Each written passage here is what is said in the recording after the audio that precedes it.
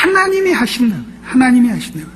이 싸움은 왜 중요하냐면 우리는 우리가 받은 바 이 약속과 우리에게 허락된 이 믿음의 이 엄청난 것을 모릅니다. 왜냐하면 우린 죄가 무엇인지 제대로 이해하지 못하기 때문입니다. 우리는 우리 하나를 구원할 실력이 없습니다. 우리는 무능하고 무지하고 무력합니다.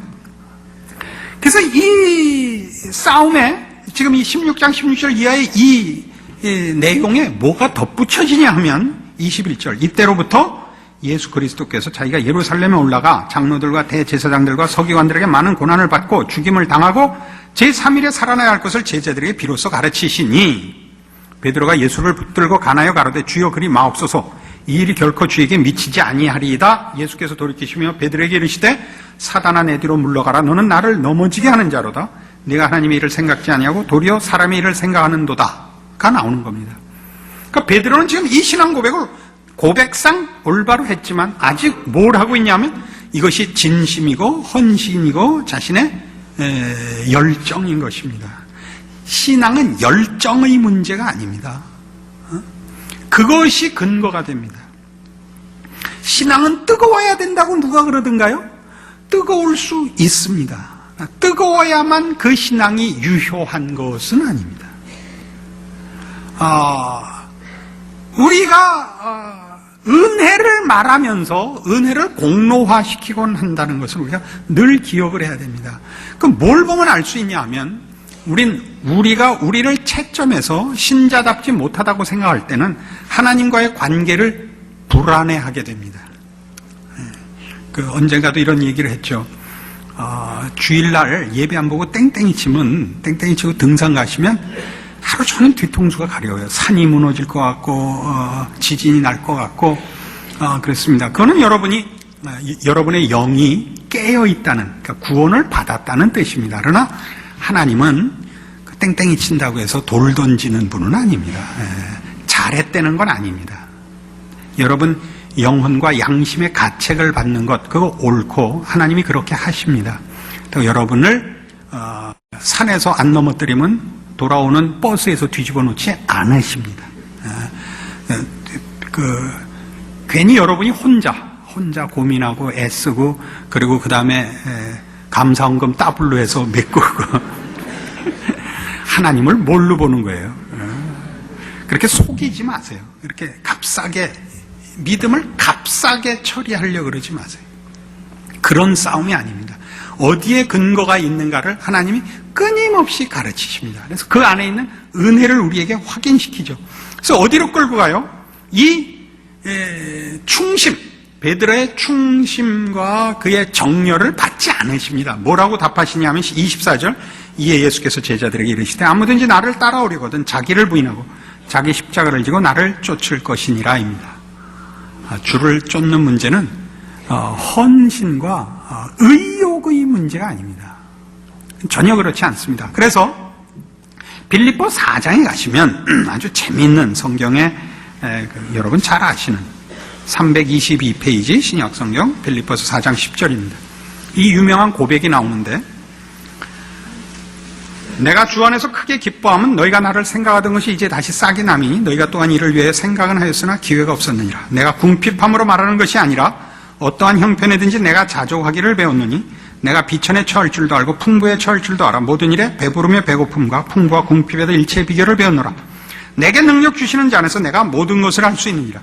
이 13절에 있는 내게 능력 주시는 자 안에서 내가 모든 것을 할 수 있느니라는 굉장한 신앙 고백입니다. 그러나 조심해서 이해하셔야 됩니다. 지금 이 고백은 바울이 로마 옥중에서 하고 있습니다. 가장 고단한 현실에서 이 고백을 합니다. 그러니까 제대로 이해하자면 내게 능력 주시는 자 안에서 나는 무슨 꼴이라도 당할 수 있느니라 이런 뜻입니다. 그러니까 우리가 확인하고 싶은 건 이거죠.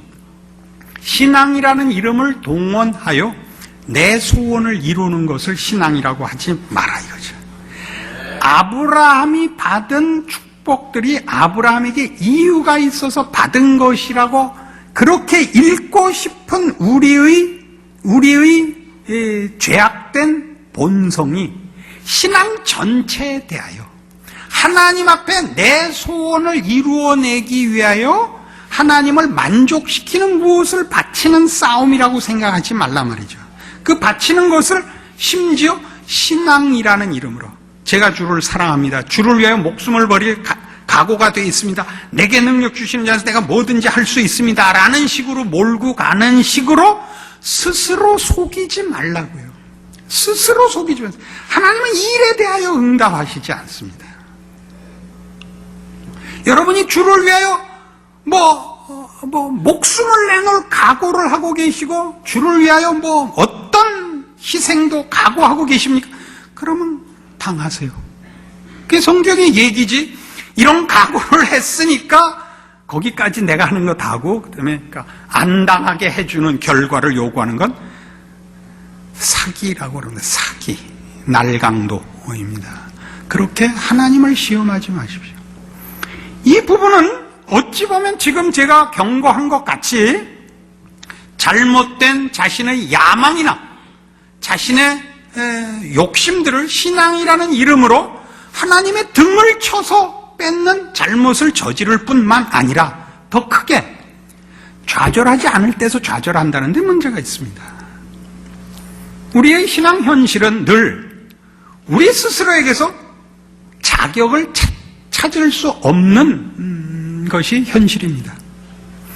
여러분들이 자주 하는 식으로 얘기를 하자면 내가 왜 요 모양 요 꼴로 살고 이런 고난을 받는가?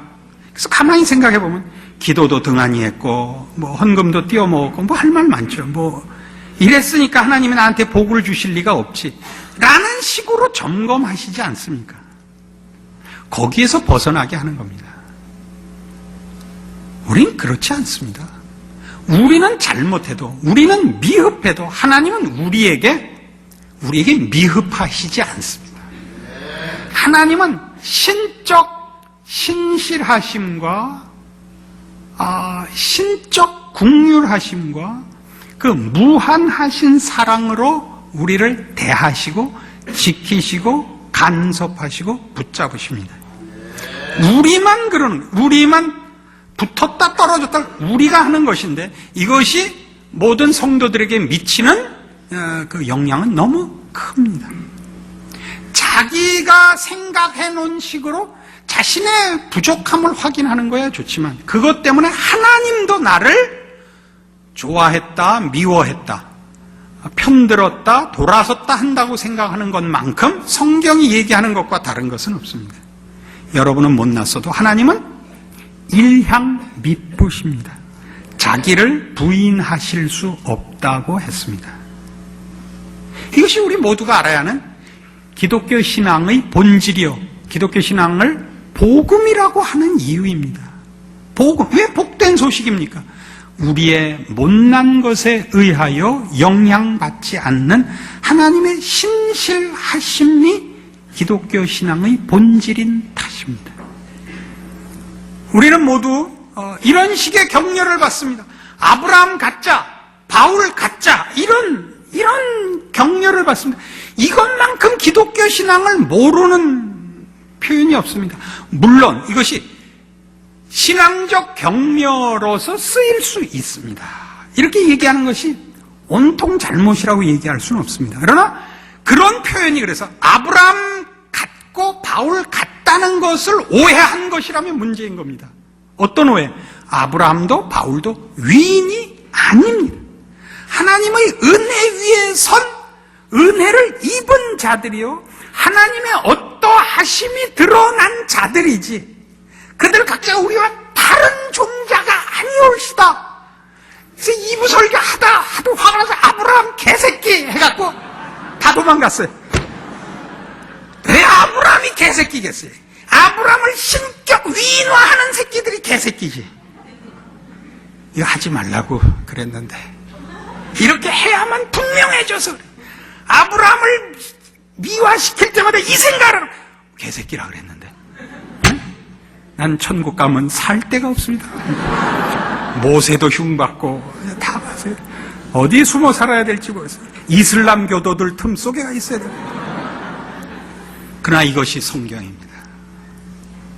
아브라함이 왜 아브라함이 됐는가? 바울이 왜 바울이 됐는가를 보세요.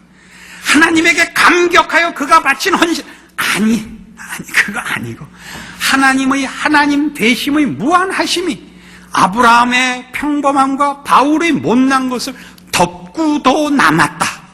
이게 성경이 하는 얘기고, 그래서 복음이라 그러고 우리가 아멘하며 감격하는 것입니다. 여러분 모두는 여러분이 아브라함과 바울보다 못할 이유가 없습니다. 왜요? 우린 다 같이 못난 이들이기 때문입니다. 그 못난 이가 하나님의 복주심과 구원하심과 신실하심에 근거하여 우리가 감히 위인이라고까지 부르고 싶은 자리에 올라서는 겁니다. 우리 모두의 조상입니다. 아브라함은 누구나 가는 길의 대표자입니다. 바울은 모두가 가는 일에 제일 꼴등입니다. 그는 자신을 만삭되어 나지 못한 자, 죄인 중에 괴수라고 스스로를 평했습니다. 단지 겸손한 발언이 아닙니다. 우리 모두를 위하여 하나님이 이 사람들을 세워 하나님이 누구시며 우리에게 베푸신 구원과 하나님이 우리 아버지 되신다는 사실이 무엇인지를 증언하고 있습니다. 여러분을 위해서입니다. 여러분 각자가 이 하나님의 자녀인 것을 기억하셔서 여러분 안에 이유를 찾지 마시고 하나님의 은혜로우심과 신실하심과 아무도 꺾을 수 없는 그의 사랑을 입은 자의 믿음에 그 굳게 서는 승리와 충성과 인내와 감사가 있는 인생 사시기 바랍니다. 기도하십시다. 하나님 아버지 은혜를 감사합니다. 하나님은 우리의 아버지십니다. 우리를 사랑하사 그 아들을 보내셨고 우리 주 예수 그리스도 안에 무한한 은혜와 무한한 복들을 약속하셨습니다. 우리를 쳐다보지 말고 주를 쳐다보게 하시며 주 안에서 우리 하나님을 만나게 하시며 그 약속의 영원함을 근거하여 우리를 용서하고 다시 믿음을 붙잡고 은혜를 구하며 하나님을 아버지라 부르는 이 고백 지켜내는 승리하는 우리 인생들 되게 하여 주시옵소서. 예수님 이름으로 기도합니다. 아멘.